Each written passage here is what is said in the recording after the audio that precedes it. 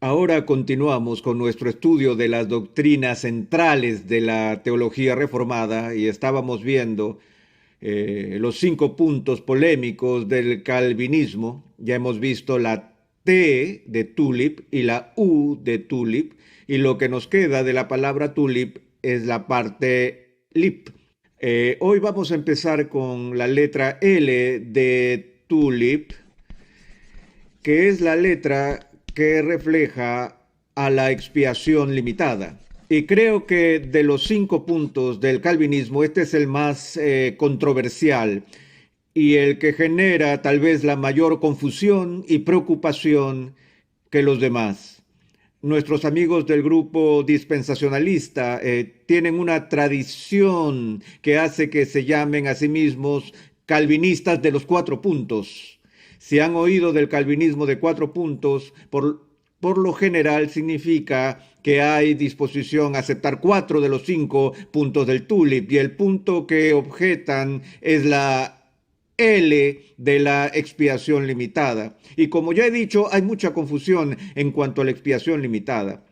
Y para tratar de aclarar la confusión, permítanme explicar lo que la expiación limitada no significa. No quiere decir que hay que trazar un límite sobre el valor o el mérito de la expiación de Jesucristo. Por tradición se dice que la obra expiatoria de Cristo es suficiente para todos, es decir, que su valor meritorio es suficiente para cubrir los pecados de toda la gente. Y ciertamente cualquiera que pone su confianza en Jesucristo recibirá la plena medida de los beneficios de esa expiación. Y también es importante entender que el Evangelio debe ser predicado universalmente. Y en ese sentido es que hablamos de una oferta universal del Evangelio, y ese es otro punto controversial, porque por una parte el Evangelio se ofrece universalmente a todos los que estén al alcance de oír la predicación del mismo, pero no es ofrecido universalmente en el sentido de que se ofrezca a cualquiera sin condición alguna. Se ofrece a todo aquel que cree, a todo aquel que se arrepiente.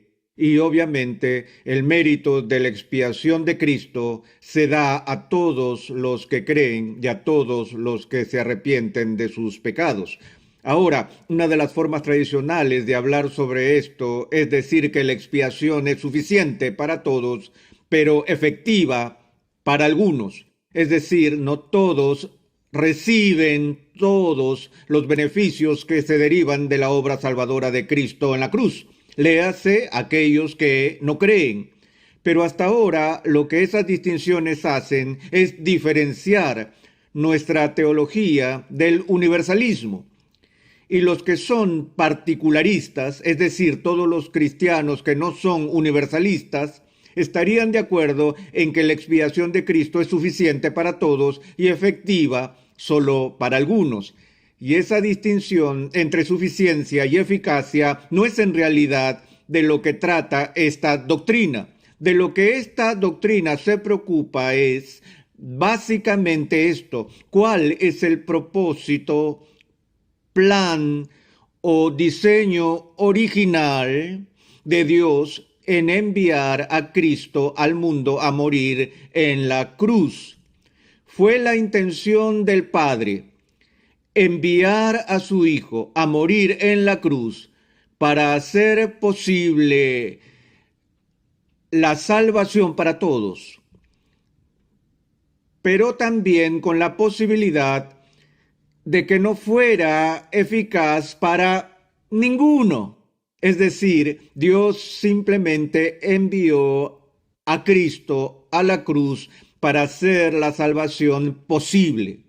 O Dios desde toda la eternidad tenía un plan de salvación por el cual, conforme a las riquezas de su gracia y su elección eterna, diseñó la expiación para asegurar la salvación de su pueblo.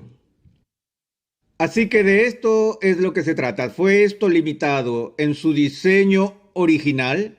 ¿O por esto es que una vez más tengo que jugar un poco con este acróstico del tulip, como lo hice con la T y con la U, ahora tengo que lidiar con la L también? Es por eso que preferimos no utilizar el término expiación limitada porque es muy confuso y es mejor hablar de redención definitiva o expiación definitiva, queriendo decir que Dios el Padre diseñó la obra de la redención específicamente con el fin de proporcionar salvación para los elegidos, y que Cristo, aunque su muerte es suficientemente valiosa para satisfacer las necesidades de todo el mundo, hubo un sentido especial y único en que muriera por sus ovejas, que Él pusiera su vida por aquellos a quienes el Padre le había dado. Ahora, el problema que surge de este punto de vista técnico de la teología en términos de los decretos eternos de Dios y su destino y propósito final para la expiación, a menudo se discute a la luz de varios pasajes en el Nuevo Testamento. Por ejemplo, cuando se dice que Jesús murió por los pecados de todo el mundo, que por cierto, creo que estas preguntas difíciles han sido vistas con altura en lo que creo es la mejor aproximación a esta doctrina que se haya escrito. Me refiero al teólogo puritano John Owen en su libro La muerte de la muerte. Por favor, no llame a Ligonier solicitando este libro, ya que no lo tenemos en stock ahora mismo. Si nunca ha leído La muerte de John Owen, le recomiendo que lo haga. Es un libro magnífico sobre la gracia de Dios y es rico en exposición bíblica y trata en gran detalle y de manera brillante algunos de los pasajes difíciles que encontramos en el Nuevo Testamento.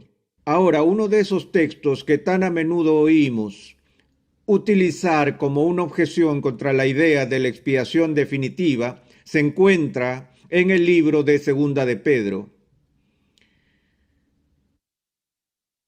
capítulo 3, empezando en el versículo 8. Leemos estas palabras: Mas, oh amados, no ignoréis esto, que para con el Señor un día es como 1000 años, y 1000 años como un día.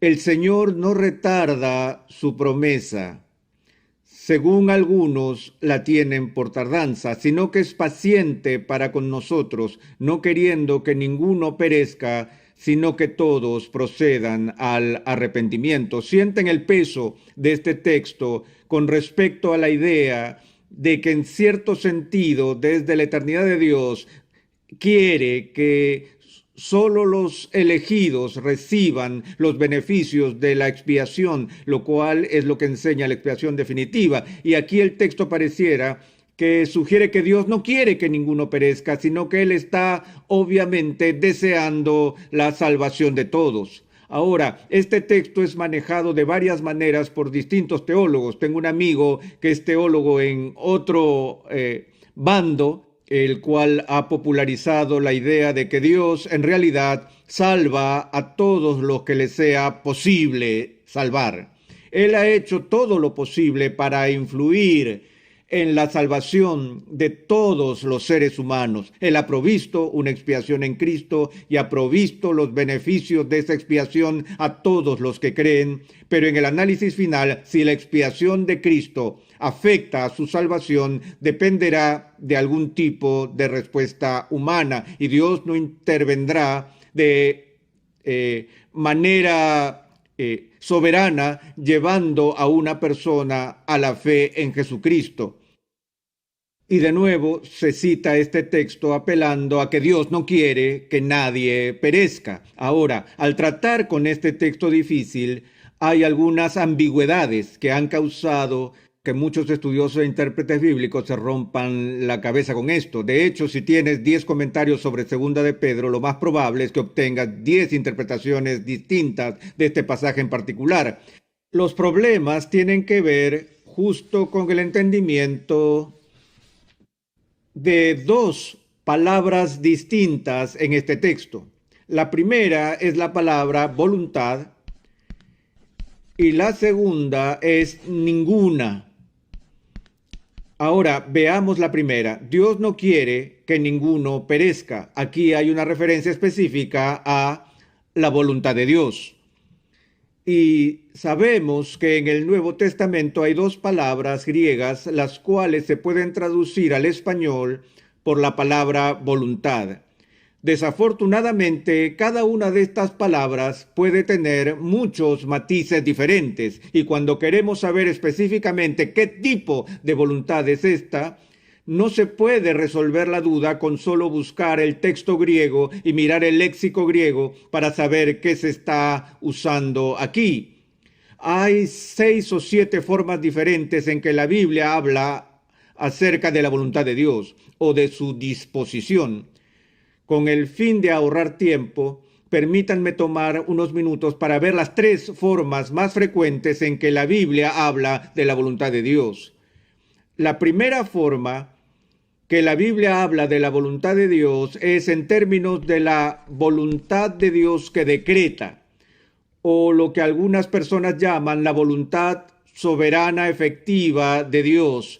Otros la llaman la voluntad definitiva de Dios. Lo que queremos decir con este significado de voluntad o disposición tiene que ver con la voluntad de Dios por la cual Dios lleva a cabo soberanamente todo lo que Él elige hacer.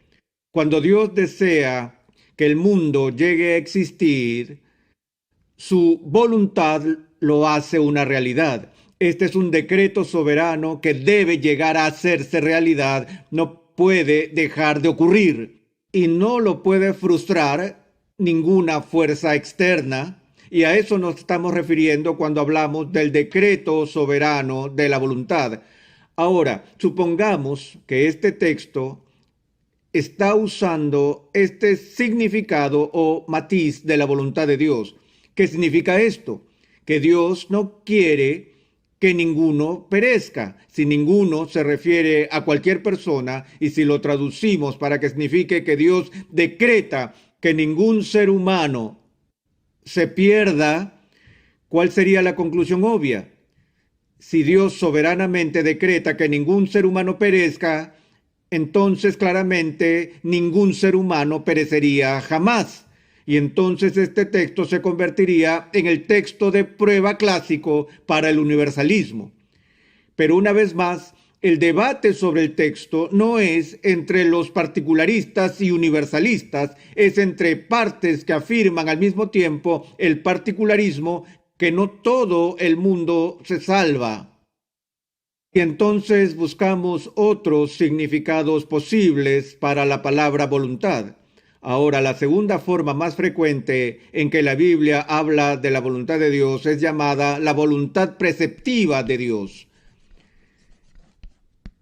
Y un precepto es una ley o un mandamiento, y la voluntad preceptiva de Dios se refiere a los mandamientos que Dios da a las personas. Los 10 mandamientos serían una expresión de la voluntad preceptiva de Dios. Cuando Dios dice, no tendrás dioses ajenos delante de mí, y así sucesivamente, está manifestando su ley. Ahora bien, no podemos desobedecer la voluntad preceptiva de Dios con impunidad, pero tenemos el poder y la capacidad para romper esta ley. Así que hay un sentido en que la voluntad preceptiva no siempre se cumple porque la gente no siempre obedece. Tratemos de nuevo de aplicar este posible significado a este texto, que Dios no está queriendo en el sentido preceptivo que nadie perezca, lo cual significa que Él no permite o da su aprobación o su permiso moral a la gente cuando perecen. Ahora, hay un sentido en el cual eso es cierto, porque aunque Él manda a todos a venir a Cristo, claramente el hecho de no obedecer esa orden sería violar su voluntad preceptiva. Así que yo diría que eso es una interpretación posible de este texto, y hay teólogos de renombre que asumen este significado de la voluntad en este versículo específico. Yo personalmente creo que es un poco incómodo y Simplemente no tiene sentido decir que uno no está autorizado a perecer, y no creo que esté incluso en el contexto. Creo que con el contexto hasta se hace aún más dificultoso. La tercera forma en la que el término voluntad se usa en la Biblia con respecto a Dios es lo que llamamos su voluntad de disposición. Y aquí se trata de una de esas expresiones antropomórficas que se refieren a las emociones de Dios, lo que agrada a Dios, lo que hace que Dios se complazca y lo que hace que Dios se aflija y ese tipo de cosas. Y se nos dice en varias partes de la Escritura, por ejemplo, que Dios no se deleita en la muerte de los malvados. Esto quiere decir que Él no se alegra de enviar a la gente al infierno, aun cuando Él lo haga. Del mismo modo que un juez de la corte, a fin de mantener la justicia, se vea obligado a enviar a su propio hijo a cadena perpetua en prisión, Él lo haría porque eso era lo que correspondía, pero lo haría con lágrimas, es decir, que no sentiría ningún placer personal por esto, nada que no sea el placer porque se haga y se mantenga la justicia. Entonces, en este caso sería un reflejo de lo que significa la disposición de Dios, como él dice, como lo dice la Biblia en otro lugar, que Él no se deleita en la muerte de los malvados, que aquí la voluntad de Dios en un sentido disposicional no desea que nadie perezca, sino que todos procedan al arrepentimiento. Así que esas son las tres formas básicas en que esta palabra puede ser utilizada. Y para mí, ¿cuál de estas es la más apropiada? Se determinará por la referencia a la segunda palabra en discusión, la palabra ninguna. Si de hecho Pedro está hablando de ninguno, refiriéndose a todos los seres humanos en este mundo, entonces yo llegaría a la conclusión de que solo podría significar la disposición o la voluntad de disposición de Dios. Pero yo no creo que él esté hablando de nadie en un sentido absoluto y sin restricción. Cada vez que usamos la palabra ninguno, estamos asumiendo alguna referencia. Ningún qué, ninguno de qué grupo. No es cierto que Pedro no dice que Dios no quiere que ninguna persona perezca. Tuvimos que considerar tal persona como si se entendiera tácitamente. Pero ¿hay alguna otra posible referencia a la de ninguno, además de ningún ser humano?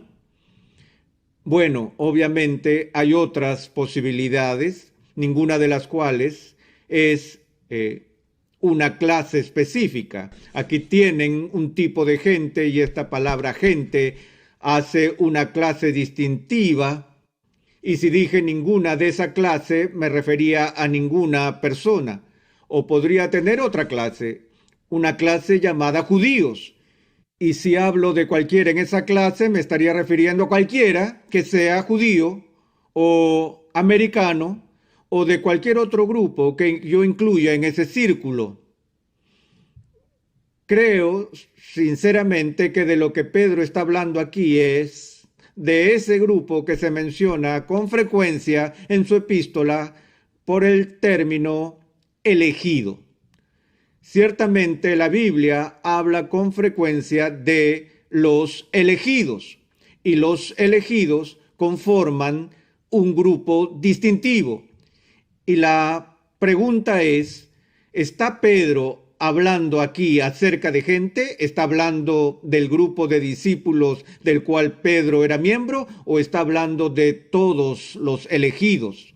Recordamos en el Evangelio de Juan cómo Jesús menciona que ninguno de aquellos que el Padre le ha dado perecerá, y que todos ellos vendrán a la fe, para que todos en ese grupo de los que son elegidos sean sin duda redimidos. Ahora, de nuevo, Pedro no es específico aquí sobre a qué grupo se está refiriendo con la palabra ninguno, pero no está del todo en silencio. Si miramos atrás en el texto y vemos con cuidado, leemos esto en el versículo 9 del capítulo 3. El Señor no retarda su promesa, según algunos la tienen por tardanza, sino que es paciente para con ¿quién? Es paciente para con nosotros. Él es paciente para con nosotros, no queriendo que ninguno perezca, sino que todos procedan al arrepentimiento. Ahora, gramaticalmente, el antecedente inmediato de la palabra ninguno aquí es la palabra nosotros. Y creo que es perfectamente claro que lo que Pedro está diciendo es que Dios no quiere que ninguno de nosotros nos perdamos, sino que todos vengamos a la salvación. Y aún no hemos terminado con el problema, ¿verdad? Porque ahora tenemos que preguntarnos, ¿quién es nosotros? Ahora, en el contexto más amplio de su carta, el nosotros no creo que se refiera a toda la humanidad de manera indiscriminada, pero el nuestro o el nosotros es una referencia a los creyentes, a aquellas personas a quienes Pedro les habla, que son los creyentes en Jesucristo. Y así no creo que este texto elimina la idea de que Dios diseñó la expiación para un propósito, cuyo propósito, según su diseño, es necesario que llegue a ocurrir. No creo que queramos creer en un Dios que es un espectador del drama de la redención, que envía a Cristo a morir en la cruz y luego se queda allí esperando, cruzando sus dedos con la esperanza de que alguien lo llegue a tomar. Nuestra visión de Dios es diferente a eso. Nuestra visión es que el plan de redención era un plan eterno de Dios y que la planificación y el diseño estaban perfectamente concebidos y ejecutados a la perfección para que la voluntad de Dios de salvar a su pueblo en realidad se lleve a cabo por la obra expiatoria de Cristo.